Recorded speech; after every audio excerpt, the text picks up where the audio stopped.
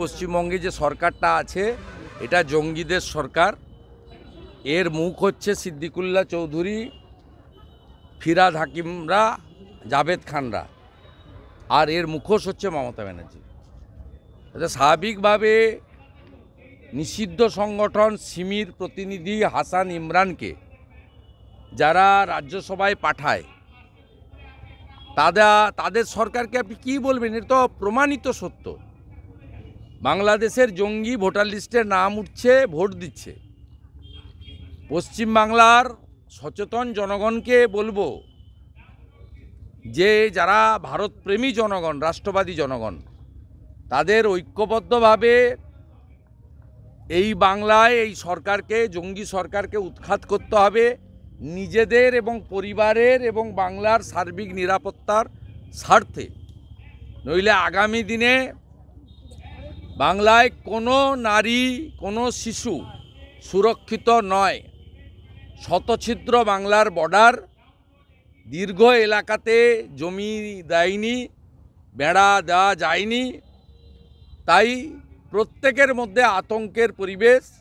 আমাদের সঙ্গে তো দু চারজন সিকিউরিটি থাকে, ওদের সঙ্গেও থাকে যারা আমরা পদাধিকারী, এমপি এমএলএ ইত্যাদি। কিন্তু সাধারণ মানুষ কোথায় যাবেন? তাদের নিরাপত্তা কে দেবে? খুব আতঙ্কের পরিবেশ বিরাজ করছে। লোক যদি ভাবেন যে জঙ্গি ধরা পড়েছে মুর্শিদাবাদে, পূর্ব মেদিনীপুরের কি, জঙ্গি ধরা পড়েছে ক্যানিংয়ে, নদিয়ার কি, তাহলে ভুল করবেন। বাড়ির দুয়ারে এসে গেছে। এর আগে আমরা দুয়ারে সরকার শুনেছিলাম, এখন দেখলাম দুয়ারে জঙ্গি। বাংলায় কি খিলাফত করার লক্ষ্য ছিল এই জঙ্গিদের? বাংলাতে খিলাফত করার লক্ষ্য ছিল এই জঙ্গিদের?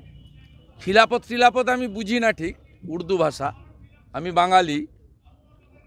আমি যেটা বুঝি সেটা হচ্ছে বাংলাকে বাংলাদেশের সঙ্গে যুক্ত করে ইসলামিক স্থান করার পরিকল্পনা এদের ছিল। যেহেতু জঙ্গিদের কাছ থেকে জানা গেছে যে দুবাই থেকে টাকা আসতো জঙ্গিদের চাঙ্গা করার জন্য, আমাদের তথ্য উঠে এসছে। এই বিষয়ে কী বলবেন? এর উত্তর মুখ্যমন্ত্রী এবং তার ভাইপো দিতে পারবে। মুখ্যমন্ত্রী যতবারই বিদেশে গেছেন, দুবার করে, দুদিন করে দুবাইতে থেকে গেছেন। আর মাননীয় ভাইপো বছরে 3 বার আমেরিকা যান, দুবাই হয়ে যান, আবার দুবাই হয়ে ফেরেন। দুবাই তো আমরা যাই না, জানিও না কিভাবে কোথায় ঢুকতে হয়, বেরোতে হয়। পিসি জানে আর ভাইপো জানে।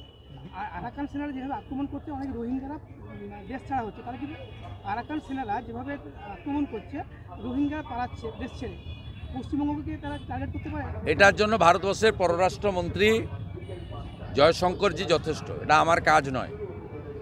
আমি একটি জাতীয় দলের একজন নির্বাচিত প্রতিনিধি। আমার লেভেলে যেটা বলার আমি বলেছি, এবং আমি আবারও বলছি, দিল্লির এলজি, দিল্লি পুলিশকে দিয়ে যেভাবে রোহিঙ্গাদের খেদিয়েছেন, বাংলায় খুব প্রয়োজন। বাংলাতেও এই রকম সরকার আপনারা আনুন, যিনি যোগীজির মতো সুশাসন দেবেন আর গুজরাটের মতো শিল্প আর কর্মসংস্থান দেবেন। বি আর আম্বেদকরকে কটু মন্তব্য করার জন্য অমিত শাহর বিরুদ্ধে সারা রাজ্য জুড়ে তৃণমূল মিছিল করছে। তৃণমূল তো কংগ্রেসের একটা ভাঙা অংশ। সেই তৃণমূলের মানে কংগ্রেসের কোনো অধিকার নেই বাবা সাহেবকে নিয়ে আন্দোলন করার। তার কারণ বাবা সাহেবকে 2 বার লোকসভা ভোটে হারিয়েছিল কারা? কংগ্রেস। বাবা সাহেবকে আইনমন্ত্রী থেকে পদত্যাগ করতে বাধ্য করিয়েছিল কে? কংগ্রেস। ভারতরত্ন দিয়েছে কে? ভারতীয় জনতা পার্টির নেতৃত্বাধীন কেন্দ্রের এনডিএ সরকার। অতএব বাবা সাহেবকে যারা অপমানিত করে লোকসভাতে জিততে দেয়নি, তাদের মুখে বাবা সাহেবের বন্দনা মানায় না।